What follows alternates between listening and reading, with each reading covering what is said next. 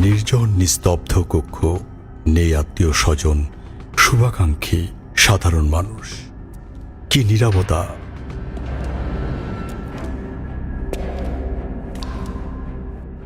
৬৫,৭০০ ঘন্টা, ২,৭৩৭ দিন। এভাবে জীবনের ৭.৫ বছর কেটেছে জেলখানায়। বিনা অপরাধে, বিনা দোষে, শারীরিক ও মানসিক কষ্টে, পরিবার পরিজন থেকে বিচ্ছিন্ন হয়ে শুধুমাত্র মেহনতি মানুষের জন্য রাজনীতি করার কারণে অন্ধকার কারা প্রকোষ্ঠে কেটেছে জীবনের গুরুত্বপূর্ণ সময়গুলো। অতঃপর ৫ আগস্ট, স্বৈরাচার পতনের মাহেন্দ্রক্ষণ। মুক্তি পেলেন মজলুম জননেতা মিয়া গোলাম পরওয়ার।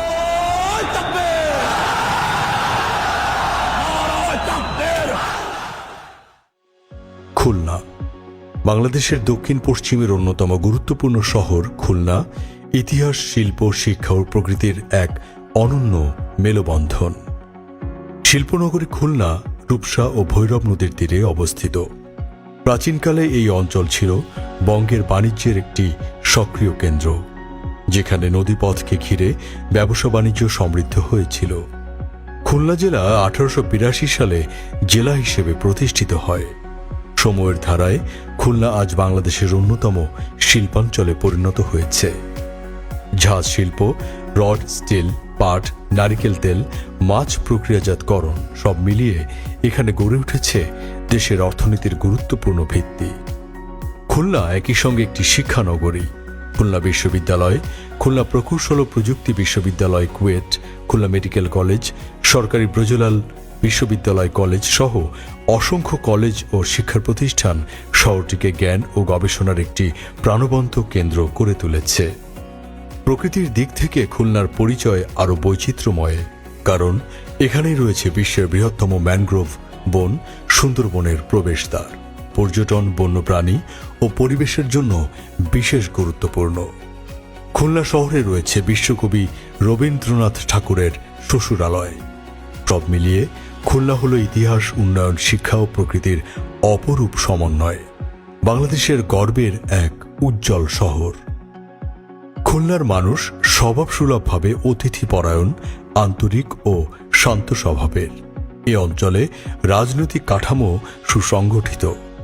খুলনায় রয়েছে 6টি সংসদীয় আসন, যা প্রশাসনিক ও রাজনৈতিকভাবে শহরটিকে আরও গুরুত্বপূর্ণ করে তুলেছে।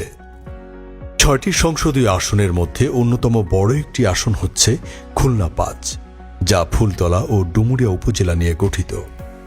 ফুলতলা উপজেলা 1983 সালে গঠন করা হয়। এটি শিল্পাঞ্চলীয় পরিবেশ, নদী ও খাল সমৃদ্ধ অঞ্চলে অবস্থিত। ফুলতলা উপজেলার আয়তন প্রায় 56.83 বর্গ কিলোমিটার। এ এলাকায় মোট 4টি ইউনিয়ন পরিষদ রয়েছে: Atra Gilatala union, Damodar union, Jamira union ও ফুলতলা ইউনিয়ন। 2022 সালের আদমশুমারি অনুসারে ফুলতলা উপজেলার জনসংখ্যা প্রায় 1,48,510 জন। অপরদিকে ডুমুরিয়া উপজেলা প্রায় 454.23 বর্গ কিলোমিটারের আয়তনের একটি বৃহৎ উপজেলা। এটিও প্রতিষ্ঠিত হয় 1983 সালে। 2022 সালের আদমশুমারি অনুসারে ডুমুরিয়া উপজেলার জনসংখ্যা প্রায় 3,43,899 জন। ডুমুরিয়ায় মোট 14টি ইউনিয়ন পরিষদ রয়েছে। সেগুলো হল ধামালিয়া, রঘুনাথপুর, রুদাঘরা, খোরনিয়া, আটলিয়া, মাগুরঘোনা, শোভনা, রংপুর, গুটুদিয়া, মাগুরখালী, শরাফপুর, সাহস, ভান্ডারপাড়া ও ডুমুরিয়া ইউনিয়ন। 2 উপজেলাতেই কৃষি, মৎস্য ও ম্যানগ্রোভ বনভূমি জীবিকা হিসেবে বিবেচিত। উভয় উপজেলায় রয়েছে স্বাধীনতা যুদ্ধ, সামাজিক সংস্কৃতি ও স্থানীয় ইতিহাসের গৌরবের স্মৃতি। খুলনা 5 সংসদীয় আসন বাংলাদেশের দক্ষিণ পশ্চিমের খোলা এক রাজনৈতিক মঞ্চ। 2018 সালের নির্বাচনী গণনা অনুযায়ী এই আসনে 2টি উপজেলা মিলিয়ে মোট ভোটার সংখ্যা 3,44,470 জন। যদিও বর্তমানে আরও কিছু সংযোজিত হয়েছে।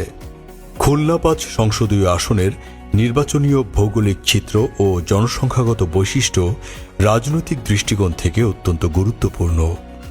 সবচেয়ে গুরুত্বপূর্ণ বিষয় হচ্ছে খুলনা ৫ আসনের মোট ভোটারের ৩২% অর্থাৎ প্রায় ১,১০,০০০ সংখ্যালঘু ভোটার, যা এখানকার ভোটে একটা গুরুত্বপূর্ণ প্রভাবক হিসেবে কাজ করে। তবে এ অঞ্চলের মানুষগুলো একে অপরের প্রতি সহানুভূতিশীল। ধর্মীয় সম্প্রীতির উল্লেখযোগ্য উদাহরণ হচ্ছে এই আসনের সাধারণ মানুষ।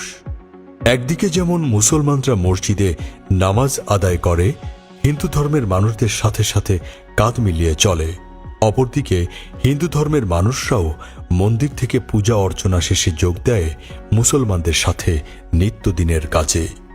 তাই রাজনৈতিক দলগুলো শুধুই সংখ্যার পোস্টার নয়, সামাজিক ও ধর্মীয় বিচিত্রতা ঠিকভাবে বিবেচনায় নিয়ে কাজ করতে হয় এখানে।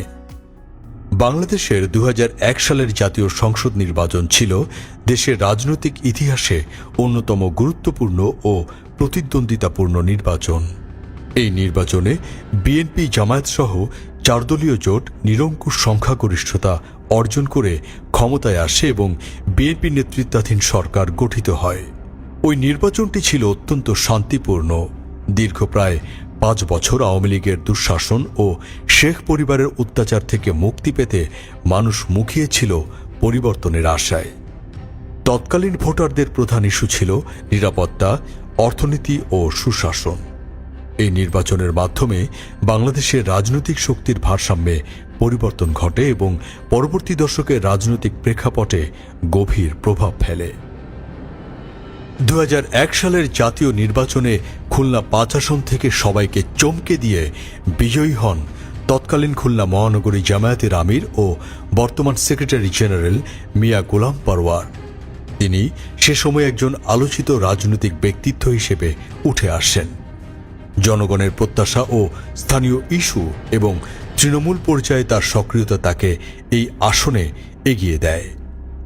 নির্বাচনটি ছিল অত্যন্ত প্রতিদ্বন্দ্বিতাপূর্ণ, তবে শেষ পর্যন্ত মিয়া গোলাম পরওয়ারের সাংগঠনিক দক্ষতা ও এলাকাভিত্তিক গ্রহণযোগ্যতাই তাকে বিজয় এনে দেয়। তার এই জয় খুলনা ৫ আসনের রাজনৈতিক ইতিহাসে গুরুত্বপূর্ণ অধ্যায় হিসেবে স্থান পায়, যা জাতীয় নির্বাচনেও গুরুত্বপূর্ণ প্রভাব ফেলে। নির্বাচনে জয়ের পর এমপি হিসেবে নন, গণমানুষের জন্য কাজ করেন মিয়া গোলাম পরওয়ার।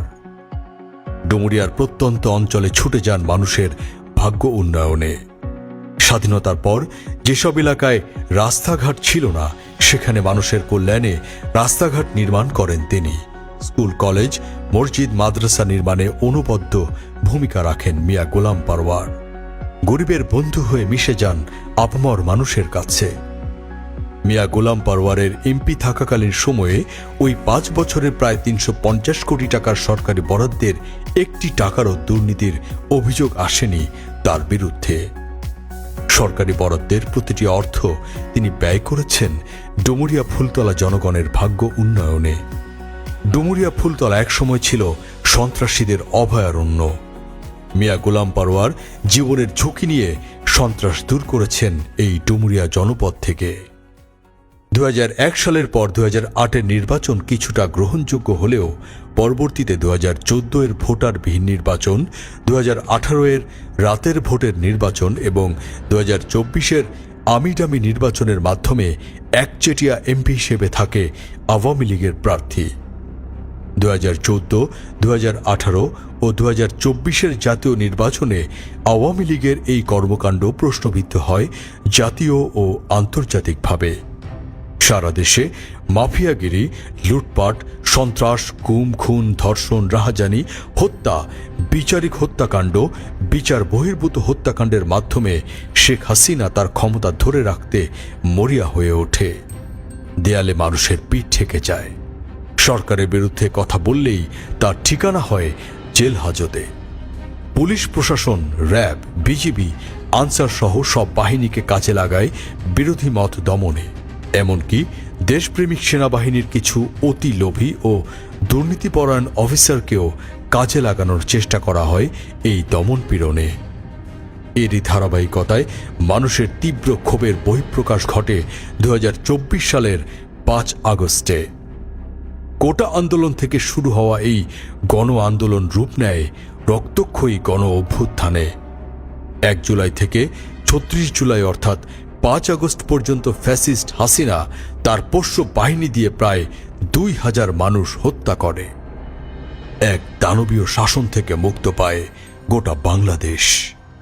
এই প্রেক্ষাপটে 2026 সালের ফেব্রুয়ারির জাতীয় সংসদ নির্বাচন হয়ে উঠেছে অত্যন্ত গুরুত্বপূর্ণ।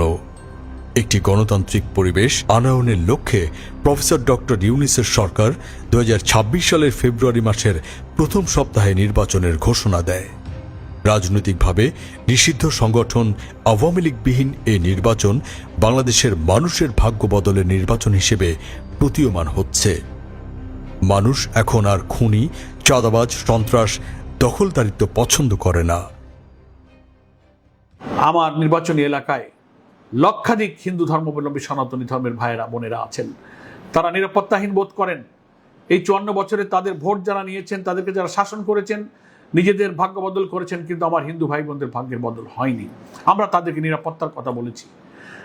তাদের বাড়ি দখল, ঘের দখল, জমি দখল, ডিসিআর কাটা, হুমকি দেওয়া, জোর করে তাদের দলে নেওয়া, এই অপরাজনীতির দিন বাংলাদেশে আমাদের সন্তানেরা জুলাই অভ্যুত্থানের মধ্য দিয়ে বিদায় করেছে। চোখ রাঙানো, ভিন্নমতকে দমন করা, জোর করে শক্তি প্রয়োগ করে পলিটিক্স করার রাজনীতির বাংলাদেশ এখন আর নেই। এটা নতুন বাংলাদেশ। এই বাংলাদেশ হবে মানবিক বাংলাদেশ। এই বাংলাদেশ হবে সুবিচারপূর্ণ, বৈষম্যহীন বাংলাদেশ।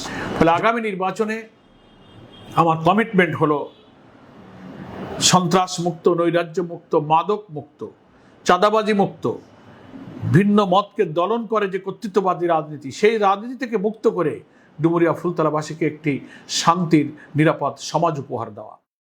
মানুষের পছন্দ সৎ ও যোগ্য প্রার্থী, এমন মানুষ যিনি নির্বাচিত হয়ে কাজ করবেন সাধারণের জন্য।